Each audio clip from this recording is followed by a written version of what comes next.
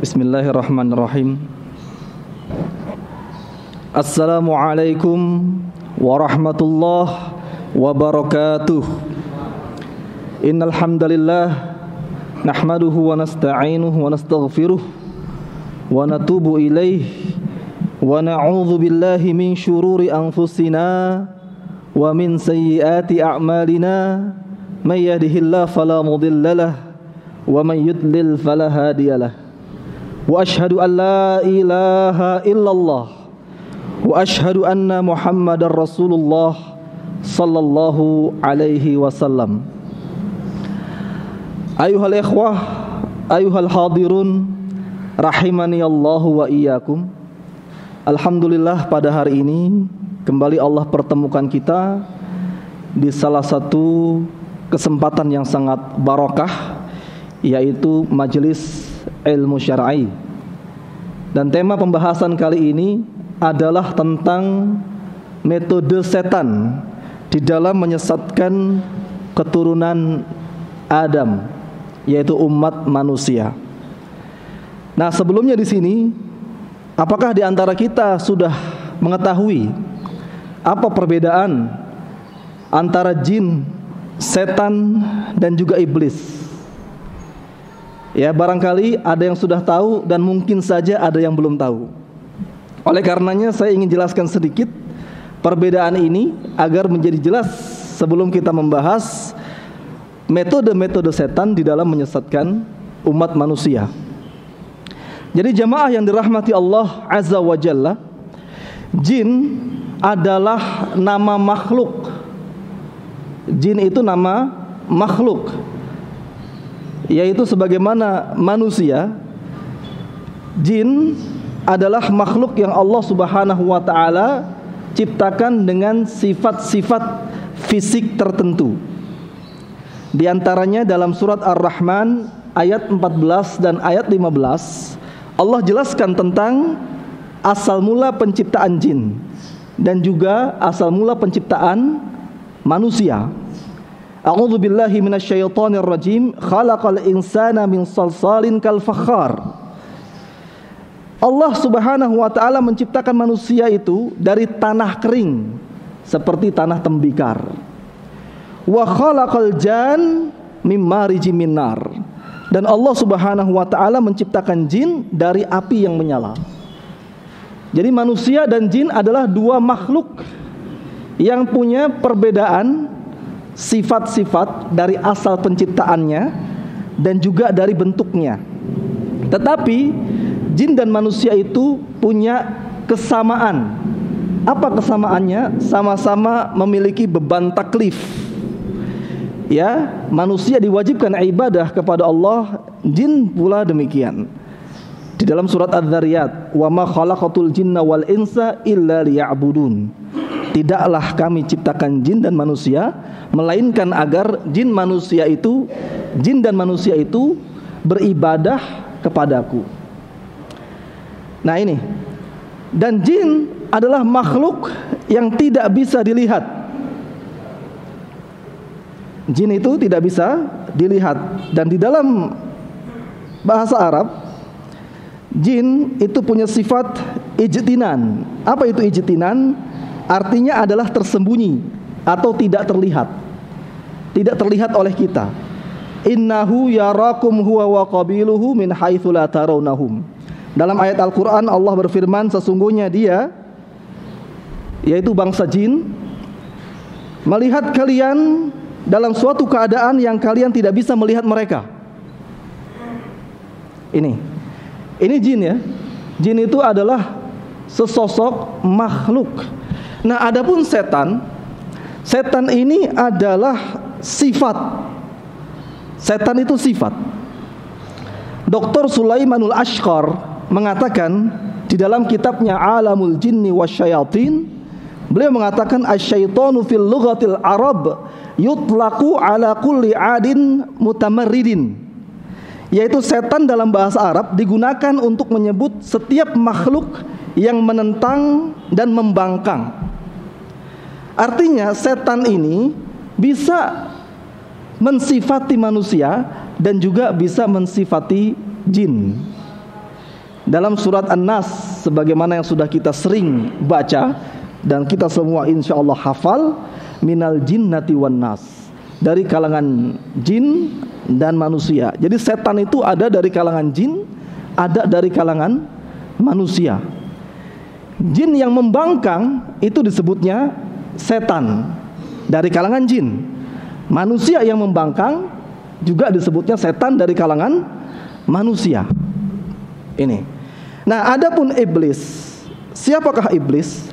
Iblis ini adalah isim alam, nama pengenal. Ya, sebagaimana orang ada yang namanya Adam, ada yang namanya Musa, ada yang namanya Muhammad, dan itu semua nama-nama nabi ya, alaihimussalatu wassalam. Begitu pula jin, ada jin yang namanya iblis, yang sudah dilaknat oleh Allah Subhanahu wa ta'ala. Ini. Jadi jin adalah iblis adalah bangsa jin yang membangkang, yang sudah dilaknat oleh Allah Subhanahu wa ta'ala. Dan iblis ini bukanlah dari kalangan malaikat, sebagaimana sebagian kalangan memahami. Iblis tadinya adalah malaikat, kemudian karena dia membangkang, maka dia menjadi makhluk yang terkutuk, dikeluarkan dari bangsa malaikat. Ini keliru. Kenapa? Karena dalam surah Al-Kahfi yang sering kita baca pada hari Jumat, insyaallah kita semua sering baca ya. Wa idz qulna lil malaikati isjudu li Adam fasajadu illa iblisa. Ketika Allah Subhanahu wa taala berkata kepada para malaikat, sujudlah kalian semua kepada Adam, maka mereka semua sujud illa iblis, kecuali iblis. Kana minal jin. Sesungguhnya iblis itu dari kalangan bangsa jin. Jadi ini. Jadi iblis itu adalah nama salah satu bangsa jin, yang mana dia dilaknat oleh Allah karena membangkang perintahnya untuk sujud kepada Nabi Adam alaihi salam. Nah, taib ikhwafillah rahimakumullah. Selanjutnya adalah kita sudah paham siapa itu jin, siapa itu setan, dan siapa itu iblis. Ya. Jadi iblis ini memiliki keturunan-keturunan dan pengikut-pengikut dari kalangan jin yang membangkang, yang disebut dengan setan-setan. Jin dan setan-setan itu mereka semua sepakat, bertekad untuk membalas dendam, karena mereka itu sudah dilaknat oleh Allah Subhanahu wa taala. Ya, iblis dilaknat, maka iblis bertekad menyesatkan keturunan Adam. Iblis dan pengikut-pengikutnya dari kalangan setan, dari bangsa jin. Dalam Al-Qur'an Allah Subhanahu wa taala berfirman, qala fakhruj minha fa innaka rajim. Keluarlah kamu dari surga karena sesungguhnya kamu itu sudah terkutuk. Wa inna 'alaika la'nati ila yaumiddin. Dan sesungguhnya laknatku atasmu sampai kepada hari pembalasan. Qala rabbi fanzurni ila yaumi yub'atsun. Ya Rabbi. Jadi iblis masih mengakui Allah sebagai Rabbnya. Dia berkata, ya Rabbi, fanzirni ila yaumi yub'atsun. Berikan aku waktu sampai kepada hari kebangkitan. Qala fa innaka minal munzirin. Allah berkata, iya, aku beri waktu kepadamu sampai kepada hari yang ditentukan. Ila yaumil waqtil ma'lum, sampai kepada hari yang diketahui, yaitu hari kiamat. Qala fa bi'izzatika la ughwiyannahum ajma'in. Demi kebesaranmu ya Allah, aku akan menyesatkan semua manusia. Illa ibadaka minhumul mukhlasin, kecuali hamba-hamba engkau yang ikhlas. Ini. Jadi jamaah yang dirahmati Allah Subhanahu wa taala, iblis ini sudah bertekad untuk menyesatkan semua manusia tanpa terkecuali. Tapi ada pengecualian, illa ibadaka minhumul mukhlasin, kecuali hamba-hamba Allah yang ikhlas. Jadi kalau hamba Allah yang ikhlas masih ada harapan, tidak bisa digoda tidak bisa dijerumuskan oleh iblis dan setan-setan. Ini ya. Nah, jemaah sekalian yang dirahmati Allah Azza wa Jalla, kalau kita hitung usaha iblis dan setan-setan tentaranya itu dari semenjak zaman Nabi Adam sampai dengan zaman sekarang, itu sudah berlangsung sekian ribu tahun. Berapa tahun kira-kira? Dari zaman Nabi Adam sampai zaman Nabi Nuh alaihi salam saja, itu ada 10 kurun, 10 generasi. Sebagian ulama berpendapat 10 abad. 10 abad berarti 1000 tahun. Ditambah lagi umur Nabi Nuh alaihi salam juga 1000 tahun, ribuan tahun ya. Nah, sampai zaman sekarang itu sudah ribuan tahun, bahkan ratusan ribu tahun. Sehingga kalau bisa dikatakan mereka itu sangat berpengalaman, iya, mereka sangat berpengalaman. Jam terbangnya itu sudah sangat jauh ya. Kalau dalam ilmu profesionalisme disebutnya jam terbang. Jadi dalam sebuah teori manajemen di barat, orang disebut expert, disebut ahli, itu kalau jam terbangnya sudah 10.000 jam. Sudah 10.000 jam. Jadi kalau sehari dia praktek 1 jam, itu membutuhkan 7,5 tahun untuk menjadi seorang ahli. Ahli desain, ahli penerbangan, ahli di bidang apapun ya. Kalau dia ingin disebut ahli, maka dia harus menjalani profesinya itu selama 10.000 jam. Jam terbangnya 10.000. Nah, iblis ini sudah lebih dari 10.000. Maka kalau disebut ahli dan pakar dalam menyesatkan manusia, sudah layak disematkan kata-kata pakar kepada iblis dan tentaranya. Jadi iblis itu pakar. Mereka sudah berpengalaman bagaimana cara menyesatkan orang-orang soleh, cara menyesatkan para nabi bagaimana, cara menyesatkan sahabat-sahabat nabi bagaimana, cara menyesatkan para ulama bagaimana caranya. Itu mereka sudah mengalami semua itu. Cara menyesatkan ahli ibadah juga bagaimana caranya, itu mereka sudah punya pengalaman. Nah, pengalaman yang sedemikian rupa itu membuat kita harus waspada. Ya, kalau kita tidak waspada, kita bisa tersesat oleh tipuan-tipuan hasil pengalaman mereka selama ini. Baik jemaah yang dirahmati Allah Subhanahu wa taala,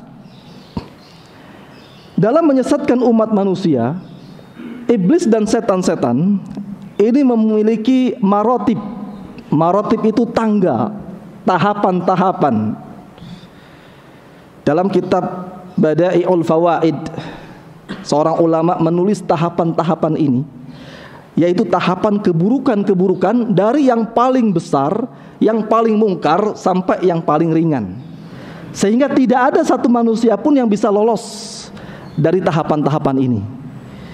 Nah, tahapan yang pertama atau keburukan yang pertama adalah asyarrul awwali syarrul kufri wasyirki wa mu'adatullahi wa rasulih, yaitu mereka mengajak kepada kesyirikan, kekufuran, dan memusuhi Allah Subhanahu wa taala dan Rasulnya sallallahu alaihi wasallam. Ya. Ini tahapan yang pertama dan ini target utama. Mereka enggak mikir target-target yang ece-ece. Target utamanya adalah menjadikan manusia itu berbuat syirik dan kufur kepada Allah Subhanahu wa taala, mengingkari dan memusuhi Allah dan Rasulnya sallallahu alaihi wasallam. Karena kalau orang sudah terjatuh ke dalam kesyirikan, dia sudah menjadi penyembah berhala, maka setan beristirahat dari manusia ini. Sudah aman, dapat satu target, dia beralih kepada orang yang lainnya. Karena kalau orang sudah terjatuh ke dalam kesyirikan, maka dia akan terancam neraka dan diharamkan surga. Innahu may yusyrik billah faqad harramallahu alaihil jannah wa ma'wahun nar wa ma lidzalimina min ansar. Sesungguhnya orang yang berbuat syirik kepada Allah, maka sungguh Allah haramkan baginya surga, dan tempatnya ialah neraka, dan tidak ada bagi orang zalim itu seorang penolong pun. Surah Al-Maidah 72. Jadi kalau sudah berhasil menjadikan orang berbuat syirik, aman dia, istirahat dari menggoda orang tersebut, beralih kepada orang yang lainnya. Ini. Nah, ada orang-orang yang tidak bisa diajak berbuat syirik.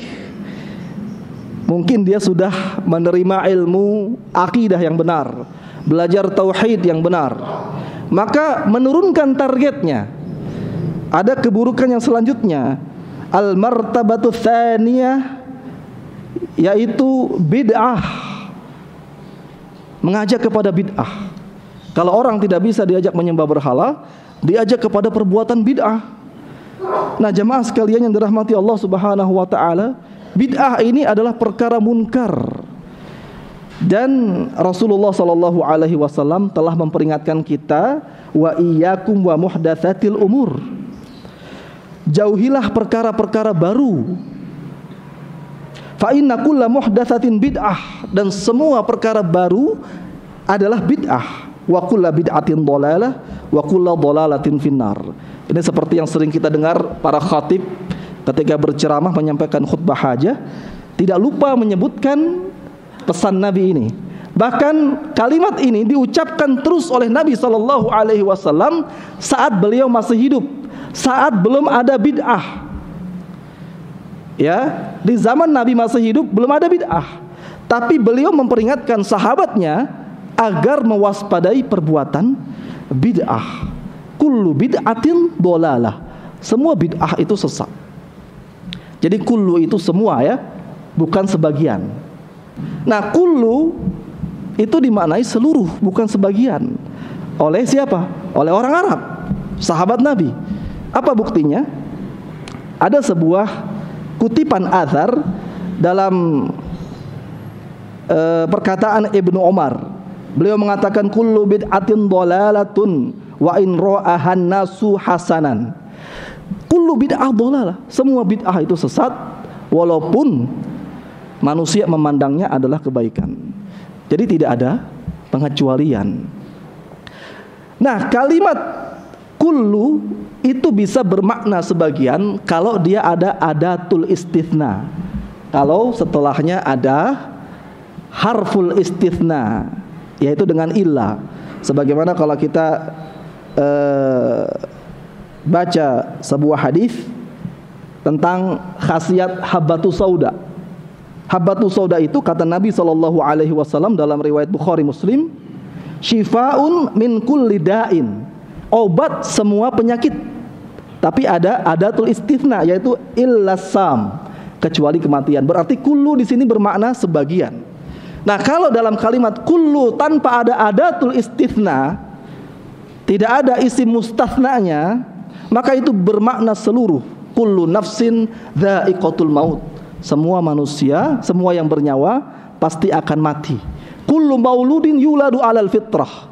Setiap maulud, maulud itu adalah bayi yang lahir, yuladu alal fitrah, dilahirkan dalam keadaan fitrah. Kullu bermakna seluruh di sini, bukan sebagian, karena tidak ada istitsna di situ. Jelas ya?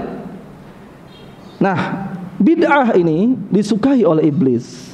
Jadi kalau orang berbuat bid'ah, maka dia sulit diharapkan taubatnya. Seperti dikatakan Sufyan Ats-Tsauri, beliau berkata, al bid'atu ahabbu ila iblisa min ma'siyati, wal ma'siyatu yutabu minha, wal bid'atu la yutabu minha. Perbuatan bid'ah lebih dicintai iblis daripada kemaksiatan biasa, karena pelaku kemaksiatan masih mungkin diharapkan taubatnya, tetapi pelaku bid'ah maka sulit untuk diharapkan taubatnya, karena dia menganggap bid'ah itu kebenaran, bukan kemungkaran. Jadi sulit diharapkan taubatnya. Nah, berikutnya jamaah yang dirahmati Allah Subhanahu wa taala, kalau orang tidak bisa diajak kepada berbuat bid'ah, dia sudah kuat manhajnya, dia sudah belajar siratul mustaqim, ikut daurah siratul mustaqim, ya, sudah ngerti ini sabil, jalan yang benar, itu subul, jalan-jalan sesat, maka setan menurunkan lagi targetnya, yaitu kepada level al-martabatur rabi'ah wahiyya al-kabair, dosa-dosa besar. Dosa-dosa besar itu banyak sekali, ya. Dosa besar diantaranya adalah durhaka kepada kedua orang tua, kemudian memakan harta haram, mencuri, menipu, banyak jenisnya memakan harta haram itu. Riba juga memakan harta haram. Ada orang sudah anti syirik, anti bid'ah, tapi suka menipu, maka dia terjatuh ke dalam perangkap iblis ini, al-kabair. Ada orang yang sudah bertauhid, tetapi dia durhaka kepada kedua orang tuanya, ya, kata-katanya tidak sopan kepada kedua orang tuanya, maka dia terjatuh ke dalam jebakan iblis yang ketiga, yaitu al-kabair. Maka naudzubillahi min dzalik, salah satu syubhat kenapa orang itu tidak takut berbuat kabair, karena dia menganggap selama belum syirik, selama tidak berbuat syirik, masih ada kemungkinan masuk surga. Tapi ingat, itu illa ma yasha, ya, maksudnya adalah lima yasha. Dalam surah An-Nisa dikatakan Allah tidak mengampuni dosa syirik, tetapi Allah mengampuni dosa selain syirik, lima yasha, kepada yang dikehendaki. Nah, masalahnya kita ini dikehendaki atau tidak? Kan kita tidak tahu. Ya, oleh karenanya jangan sampai tergoda oleh jebakan ini. Lalu level yang keempat, ketika orang tidak bisa digoda kepada perbuatan kabair, dosa-dosa besar, dia nggak mau mencuri, dia nggak mau berzina, maka dia masuk kepada godaan yang selanjutnya, yaitu as-saghair, dosa-dosa kecil. Ya, dosa-dosa kecil. Dan Nabi SAW sudah memperingatkan kita, jauhilah oleh kalian dosa-dosa kecil. Jauhi dosa-dosa kecil. Dan sebagian ulama juga mengingatkan bahwa dosa kecil itu apabila dikumpulkan, maka dia itu bisa menjadi dosa-dosa besar. Ya, bisa menjadi besar. Ketika sesuatu itu dikumpulkan sedikit demi sedikit, lama-lama menjadi banyak, menjadi dosa besar. Tidak ada sesuatu yang kecil bil istimrar, ketika dikerjakan terus-menerus. Ya, kalau dikerjakan terus-menerus, maka sesuatu yang kecil itu menjadi besar. Nah, selanjutnya, apabila seseorang tidak digoda atau tidak mau mengikuti ajakan mengerjakan dosa kecil, maka diajak kepada isyghaluhu bil mubahat allati la thawaba fiha wala iqaba bal aqibatuha fautas thawabil ladzi so'a alaihi bistighalihi biha. Dia disibukkan dengan perkara-perkara mubah, perkara mubah yang tidak ada pahala, tidak ada dosa di situ. Nah, apa akibatnya? Kalau dia disibukkan dengan perkara-perkara mubah, maka dia akan luput dari sesuatu yang berfaedah, yang berpahala. Dia akan lalai waktunya dengan sesuatu yang mubah itu. Seseorang menghabiskan waktu malamnya ketika di malam hari bulan Ramadan misalkan, yang seharusnya dia mengejar Lailatul Qadar, tetapi dia melakukan sesuatu yang mubah, yaitu tertidur atau sengaja tidur, atau melakukan sesuatu permainan-permainan yang mubah, maka dia terlewat dari kesempatan mendapatkan Lailatul Qadar ini. Atau menghabiskan waktunya untuk bersantai-santai, sesuatu yang mubah, maka dia terjatuh kepada kelalaian. Nah, tentunya kita harus ingat, ni'matani maghbunun fihi ma katsirun minan nas, as-sihhatu wal faragh. Ada dua kenikmatan yang mana manusia itu banyak yang lalai dari dua kenikmatan ini, yaitu kesehatan dan waktu luang. Jadi kalau kita tertipu dengan setan dalam hal ini, waspada. Na'udzubillahi min dzalik, segera kita beristighfar kepada Allah Azza wa Jalla dan langsung meninggalkan perkara-perkara mubah itu untuk kembali melakukan perbuatan yang lebih baik. Nah, kemudian yang keenam adalah disibukkan dengan amalan-amalan yang kurang afdol dibanding dengan amalan yang lebih afdol. Ada amalan yang kurang afdol dan ada amalan yang afdol. Nah, ketika orang tidak bisa diajak lalai untuk sesuatu yang mubah, dia diajak untuk mengerjakan sesuatu yang kurang afdol. Banyak ya amalan yang kurang afdol. Nah, amalan yang afdol itu adalah amalan yang dikerjakan sesuai dengan waktu dan kondisinya. Contohnya ketika seseorang sedang menerima tamu, ketika kedatangan tamu, maka amalan yang paling afdol bagi dia adalah dia menghidangkan makanan untuk tamunya. Dia menyambut tamunya, bukan membaca Al-Quran atau bukan sholat sunnah. Ketika dia kedatangan tamu, maka dia ikramud duyuf, memuliakan tamu, bukan sholat sunnah atau bukan membaca Al-Quran. Ketika sudah datang panggilan adzan, maka amalan yang paling afdol adalah segera memenuhi panggilan adzan, bukan melakukan pekerjaan lain. Ya, ketika kita sedang di kantor dalam sebuah perjanjian kerja, jam kerja kita jam sekian sampai jam sekian, maka amalan yang paling afdal pada saat itu adalah mengerjakan tugas-tugas yang menjadi kewajiban kita, bukan mengerjakan ibadah-ibadah sunnah. Ya, ibadah sunnah ya sunnah hukumnya, tapi mengerjakan kewajiban yang diamanahkan kepada kita di kantor itu adalah kewajiban. Ini. Baik, itulah jamaah sekalian yang dirahmati Allah Subhanahu wa taala, maratib, level-level, tingkatan-tingkatan, tangga-tangga metode penyesatan setan untuk menjerumuskan manusia. Nah, selanjutnya kita ingin bahas tentang cara. Kalau tadi maratib, tadi tingkatan, sekarang cara. Ya, singkat saja.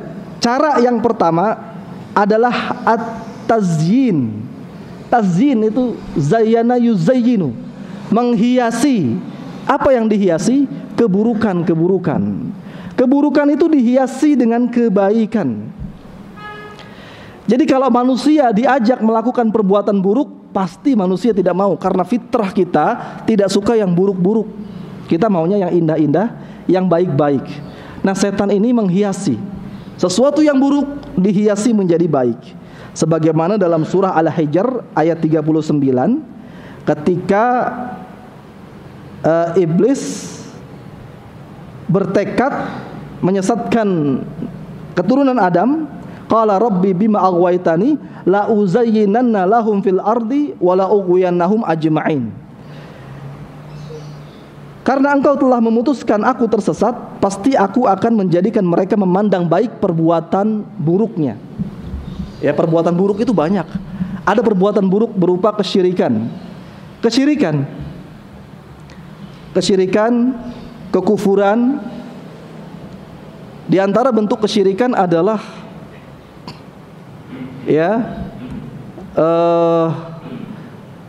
seseorang menyembah berhala-berhala dengan harapan berhala-berhala itu menyampaikan ibadahnya kepada Allah Subhanahu wa taala.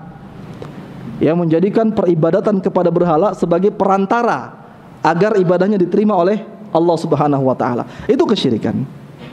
Nah, kesyirikan ini dihiasi seolah-olah itu baik. Dan seolah-olah itulah bentuk pengagungan kepada Allah yang sesungguhnya. Kalau kamu ingin bertemu dengan seorang raja atau seorang presiden, maka gak bisa langsung, harus lewat perantara-perantara. Maka justru dengan demikian, beribadah melalui perantara itulah yang benar. Kalau beribadah langsung itu tidak benar. Jadi begitu ya. Kesyirikan itu dihiasi seolah-olah itu baik. Nah, kemudian cara yang selanjutnya adalah mereka menjadikan nama-nama keburukan, perbuatan buruk dinamai dengan nama-nama, menjadikan perbuatan baik disebut keburukan. Kalau tadi perbuatan buruk dinamakan kebaikan. Nah, selanjutnya yang kedua adalah perbuatan baik dinamakan buruk. Ya, perbuatan baik seolah menjadi buruk.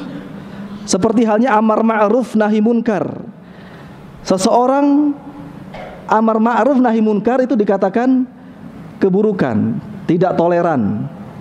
Tidak toleran. Kalau meninggalkan amar ma'ruf nahi munkar itu baru toleran.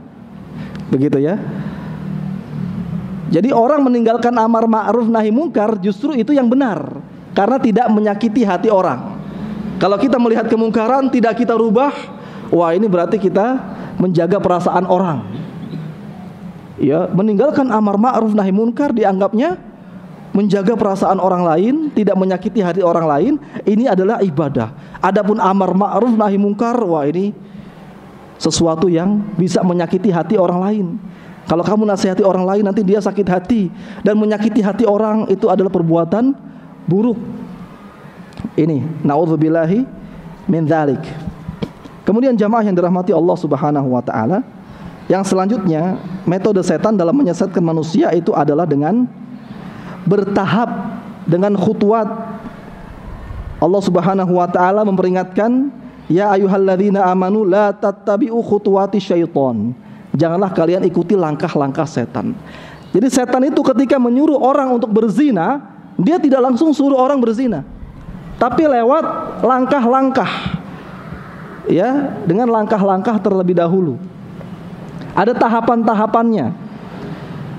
Sebagaimana perkataan pepatah yang mengatakan dari pandangan turun ke hati, ya, dari hati turun ke perut, begitu ya, dan seterusnya. Jadi tidak langsung berzina, tapi dari pandangan terlebih dahulu. Makanya Allah Subhanahu wa taala perintahkan, Allah larang kita, la taqrabuz zina wala taqrabuz zina, janganlah kalian mendekati zina.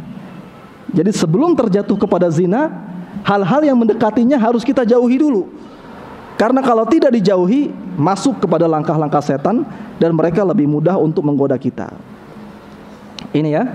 Kemudian yang selanjutnya, itu yang ketiga tadi ya. Sekarang yang keempat. Singkat saja, yang keempat ini taswif. Taswif itu menunda-nunda. Saufa, akan. Saya akan begini, saya akan begitu. Kalau mau masuk Islam, nanti aja masuk Islamnya. Ada orang mu'allaf nih, hatinya masih mu'allaf, berbolak-balik. Mau masuk Islam nanti saja. Mau tobat nanti saja tobatnya kalau sudah tua. Mau bayar hutang, nanti aja bayar hutangnya.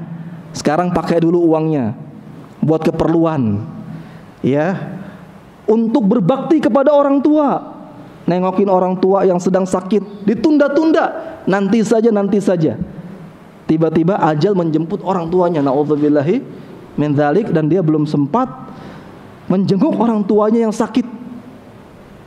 Jadi saufa, akan, menunda-nunda, ini adalah bentuk tipu daya setan. Dalam hadis riwayat Al-Hakim, Nabi berpesan kepada sahabatnya, yaitu Abdullah ibnu Abbas, igtanim khamsan qabla khamsin. Perhatikan yang 5 sebelum yang 5. Syababaka qabla haramik.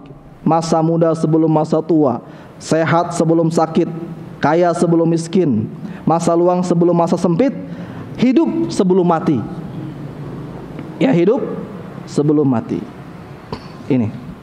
Jadi jangan sampai kita tergoda oleh tipuan iblis ini, menunda-nunda, ya, karena waktunya sudah hampir habis. Masih ada bentuk-bentuk tipu daya iblis yang lain, yaitu diantaranya mereka itu berpura-pura memberi nasihat, ya, seperti halnya orang mau berinfak. Asyaitonu ya'idukumul faqra wa ya'murukum bil fasya. Setan itu membisikin kepada orang yang mau berinfak, jangan infak, nanti kamu miskin, kamu fakir kalau infak. Jadi seolah-olah setan itu menasehati. Ini nasihat baik, ya, dinasehati supaya jangan infak, nanti kamu miskin. Mendingan uangnya ditabung. Anak kamu sebentar lagi masuk SMP, butuh uang pangkal, jangan infak sekarang, nanti aja. Jadi setan itu membisikkan seolah-olah baik, dia sebagai pemberi nasihat bagi manusia. Dan yang selanjutnya adalah menimbulkan was-was untuk ahli ibadah. Orang sedang ibadah, dia merasa seolah-olah ada yang keluar dari duburnya, dari kubulnya, sehingga dia membatalkan sholatnya. Padahal sebenarnya tidak ada yang keluar. Itu memang ada setan yang kerjaannya begitu, memberikan was-was. Kamu sudah batal ini sholatnya, wudu lagi. Akhirnya dia ketinggalan sholat jamaah karena sibuk berwudu, tidak selesai-selesai. Itu ya. Nah, yang terakhir adalah alat setan. Ya, kalau tadi kalau cara sudah selesai kita jelaskan, yang terakhir ini adalah salah satu alat. Jadi setan dalam menggoda manusia itu punya alat. Nah, alatnya itu banyak. Tapi saya akan sebutkan satu saja karena waktunya juga sudah sedikit lagi habis atau bahkan sudah habis. Alat setan menggoda manusia itu salah satunya adalah wanita. Wanita ya. Kenapa? Karena tipu daya setan itu lemah. Inna kaida syaitan kana dha'ifa. Sesungguhnya tipu daya setan itu lemah. Surah An-Nisa 76. Sementara inna kaidakunna azim. Sesungguhnya tipu daya wanita ya, ketika suami dari istri yang menggoda Nabi Yusuf alaihissalam melihat Nabi Yusuf itu bajunya sobek di belakang, maka dia berkata, wah ini karena tipu daya kalian para wanita. Inna kaidakunna azim. Sesungguhnya tipu daya wanita kalian itu sangatlah besar. Jadi setan tipu dayanya lemah, sementara wanita tipu dayanya kuat. Makanya setan menggunakan wanita untuk dijadikan alat menyesatkan manusia. Nah, dalam hadis dikatakan al-mar'atu auratun. Perempuan itu aurat. Fa idza kharajat, maksudnya ketika wanita itu keluar rumah, istasyrafaha syaitan, maka setan akan menghiasinya, akan menjadikan dia sebagai sumber fitnah untuk menggoda manusia. Ya, sehingga ada manusia yang tidak tergoda dengan harta, tidak korupsi, tidak berjudi, tidak minum miras, tapi dia tergoda oleh wanita. Na'udzubillahi min dzalik. Inilah mungkin yang bisa saya bahas. Allahu alam. Wassalamualaikum warahmatullahi wabarakatuh.